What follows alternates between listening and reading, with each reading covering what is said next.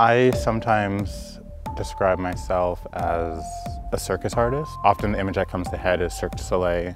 You know, big makeup, colorful sequin costumes.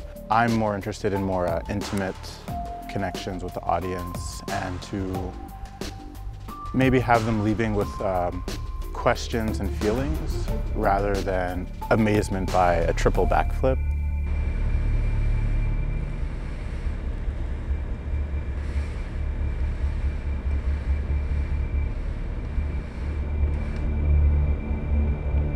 Object manipulation can be one of the most frustrating disciplines to learn just because how much practice it demands. Just so hard to master and you have so much margin of error.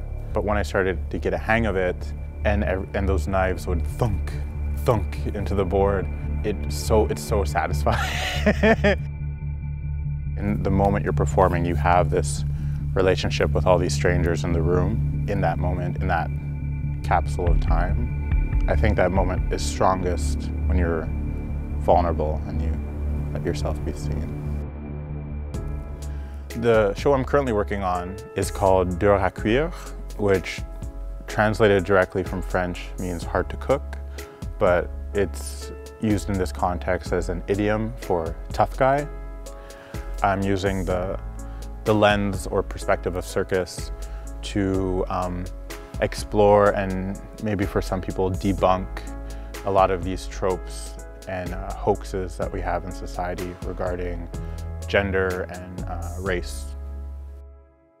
The boards for me at the beginning started to represent my intersected identity of being queer and being a person of color.